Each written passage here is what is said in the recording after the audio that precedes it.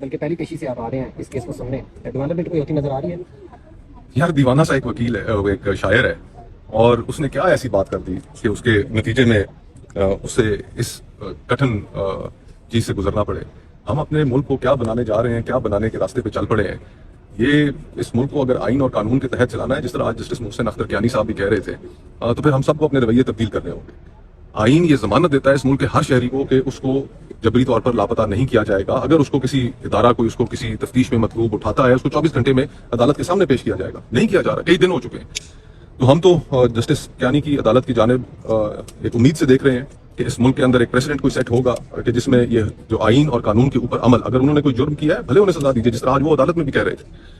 उन्होंने कहा कि मैं ये केस जो है यहीं से ये प्रोसीडिंग्स रोक दूंगा, लेकिन अब ये किसी के ऊपर इल्जाम भी ना हो, लोग गायब हो जाए, तो हमारी जो इंटेलिजेंस एजेंसीज हैं इस मुल्क में, उनके लिए इस वक्त कोई पेरेंट लॉ मौजूद नहीं है। हमारे जो इस वक्त हुकूमत है उसको इसके अंदर अपना किरदार अदा करना चाहिए। जबरी गुमशुदगी का जो कानून है कि जिसमें इसको पिनलाइज करें, इसको एक फौजदारी जुर्म बनाएं कि जो भी इसके अंदर मुलव्वस है उसका सदेवाब किया जा सके। और साथ ही साथ इंटेलिजेंस एजेंसीज का भी पेरेंट लॉ होना चाहिए कि वो भी किसी दायरे में हो, कोई उनकी ओवरसाइट मैकेनिज्म हो। यहाँ पर तो बस खुली आजादी है, पता नहीं मुल्क कहाँ लेके जा रहे हैं। सर, गवर्नमेंट में भी रहे हैं, जिस तरह के रिमार्क्स आ रहे हैं और एक तब्दीली की आवाज चली हुई है, जजेस भी बोल रहे हैं, हर सेगमेंट बोल रहा है, तो क्या फर्क पड़ रहा है कोई ऊपर लेवल पे? अगर उनकी आंखें खोलने के लिए 8 फरवरी के इलेक्शन के नताइज काफी नहीं थे, उसके बाद जो जज साहिबान ने जो खत लिख दिया, और फिर मोस्ट इंपॉर्टेंटली जो रिप्लाईज जब हाईकोर्ट ने मंगाई, उसके अंदर जो पेशावर हाईकोर्ट के जज साहिबान ने कहा कि जनाब कि हमारे साथ तो ये कुछ बीत रही है कि जब हम किसी मामले में बात नहीं सुनते, फैसले को कानून के मुताबिक देते हैं, तो हमें नॉन स्टेट एक्टर्स की जानिब से धमकियां आनी शुरू हो जाती हैं। ये इस मुल्क को क्या बना दिया है? ये क्या हो रहा है इस मुल्क में?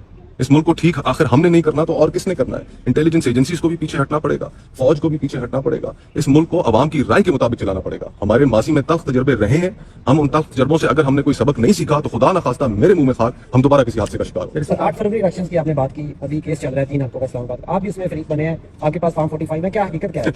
मैं फरीक नहीं बना, मुझे अदालत ने नोटिस दिया और कि आप आकर अपना वर्जन भी यहाँ पर बताएं। मेरी तरफ से चौधरी फैसल फरीद साहब मेरे वकील हैं, वो आज वहाँ पर पेश हुए थे, और मैंने यही वहाँ पर इस्तदा की अपने वकील के जरिए कि अदालत मुझे जब भी बुलाएगी मैं अपने फॉर्म 45 का दत्ता लेकर आ जाऊंगा। मैंने ये भी सुना कि अदालत आलिया ने यह भी कहा ट्रिब्यूनल ने कि जो उम्मीदवारान हैं और तमाम लोग जो इससे जुड़े हुए थे उनसे हल्फ भी मैं लूंगा। जज साहब ने ये कहा, तो मैं हल्फ देने के लिए इंशाअल्लाह ताला तैयार हूँ। कोई चीज छुपाने के लिए नहीं है, सारी दुनिया के सामने सरेआम आपने लोगों के मैंडेट पर, इस्लामाबाद के लोगों के मैंडेट के ऊपर आपने डाका मारा।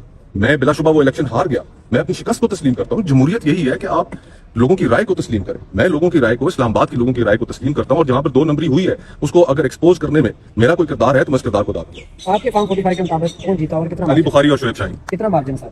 मार्जिन 1000 वोटों का है, वो तो सारी चीजें ऑन रिकॉर्ड है। केस चल रहा है, इस केस के रिमार्क्स और सारी एविडेंस आपने सुनी, आपको कोई लगता है कि कोई एग्जांपल सेट होने जा रही है?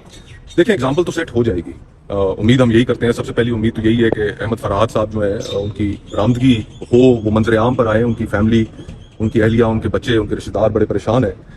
दूसरी बात यह है कि इन सारी चीजों में हम बहुत शुक्रगुजार हैं अदालत आलिया के कि वो इस मामले को बड़े ठीक तरीके से प्रस्तुत करें। लेकिन एक जिम्मेदारी सियासतदानों की भी, सियासतदानों की जिम्मेदारी ये है कि जब वो अपोजिशन में होते हैं तो मिसिंग पर्सन्स के कैंप्स में जाते हैं, हुकूमत में आते हैं तो वो भूल जाते हैं। मरियम नवाज साहिबा, उनकी आपको तस्वीरें याद होंगी कि जब वो मिसिंग पर्सन्स के कैंप में गए। इसी तरह शहबाज शरीफ साहब ने भी इज़हार यकजहती किया होगा। अब आप हुकूमत में कानून साजी कीजिए, इंटेलिजेंस एजेंसीज के लिए पेरेंट लॉ बनाइए, एक ओवरसाइट मैकेनिज्म होना चाहिए, मुल्क किसी ज़ाब्ते के तहत चले। हम चाहते हैं कि मुल्क हमारा तरक्की करे, ऐसे मुल्क तरक्की नहीं करेगा जिस मुल्क के दारुल खिलाफे में से लोग अगवा हो रहे हो। आप कहते हैं उस मुल्क में आके इन्वेस्टमेंट करो। आप अपने मुल्क के शहरियों को इस चीज पे कायल नहीं कर सकते कि 11 अरब डॉलर की इन्वेस्टमेंट जो जाकर कर दी पाकिस्तानियों ने दुबई में, उनको आप कायल नहीं कर सकते कि अपने पैसे वापस लाएं, इस मुल्क के अंदर अपना पैसा रखें। तो दुनिया से आप कौन लोग लेकर आएंगे? मुल्क कानून और ज़ाब्ता जहां पर होता है, इन्वेस्टमेंट भी वहां पर होती है, इन्वेस्टमेंट का तहफ़्फ़ुज़ भी वहां पर होता है, और वो फिर मुल्क तरक्की भी करते हैं। इन हरकतों से मुल्क तरक्की नहीं करते। डॉक्टर साहब, आप क्या तजवीज़ करते हैं? आप एक बैलेंस किस्म की आवाज़ हैं, हम सुनते हैं आपको। एक तरफ पीटीआई है, एक तरफ हमें जुडिशरी भी नजर आ रही है, वो भी अपना रोल प्ले करना चाह रही है कहीं ना कहीं। दूसरी तरफ पार्लियामान है, वो बिल्कुल बेअसर है, बल्कि वहां से तो जुडिशरी के खिलाफ आवाजें उठना शुरू हो रही हैं। तो आप क्या इस सारे सिनारियों को कैसे देखते हैं और क्या तजवीज़ करेंगे कि कोई दुरुस्त में सारा मामला लगे? देखिए, जो फॉर्म 47 के ऊपर बैठे हुए हैं, क्या वो ये जुर्रत कर सकते हैं कि वो सीना तान कर कहें कि नहीं, ये मुल्क को ठीक करने के लिए चीजें करने की जरूरत है और हम कदम बढ़ाते हैं और आए करें इन मुल्क को चीजें ठीक करने के लिए? नहीं कर सकते। उनके पास वो लेजिटिमेसी ही नहीं है, उनके पास वो मॉरल अथॉरिटी ही नहीं है। हमने इस मुल्क के निजाम को इस हद तक बर्बाद कर दिया, यकीन कीजिए, मेरे मुंह में खाक, कि हम जानते बूझते हुए इस मुल्क को एनाकी की तरफ धकेल रहे। और हमने अपने रवैये अगर दुरुस्त न किया, आज आपकी माशी हालत जो है दुनिया के इस रीजन के अंदर अबतर है, दुनिया में अबतर तरीन है। इस माहौल के अंदर आप लोगों को मजीद भड़का रहे हैं। अभी आजाद कश्मीर में हमने जो देखा वो क्या था? जो इस्लामाबाद के जज साहिबान ने जो खत लिखा उसके अंदर उन्होंने क्या लिखा? हर जगह इस मुल्क के अंदर लोग, हम सियासतदान हैं, लोगों से राब्ता हमारा होता है। यकीन मानिए कि हम मीडिया के ऊपर वो एहसास लोगों के जो हमसे गुफ्तगू के दौरान वो करते हैं, हम वो बयान नहीं कर सकते कि लोगों के अंदर इस वक्त जो लावा है वो कितना उबल रहा है, कि माशरे का टेम्परेचर कितना ऊपर जा रहा है। आप मुल्क के जिस हिस्से में चले जाएं, आप किसी आदमी से बात करें, चाहे वो ठेले वाला हो, चाहे वो दुकानदार हो, चाहे वो बिजनेसमैन हो, एक ही बात कर रहे हैं लोग।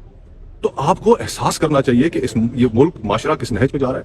हम सब ने दानिशमंदी से चीजों को अगर ठीक करना है, इस मुल्क को ठीक करना है, अपने रवैयों को बदलना पड़ेगा, पीछे हटना पड़ेगा इस मुल्क की खातिर। सियासतदानों को भी ठीक होना पड़ेगा, जर्नैलों को भी पीछे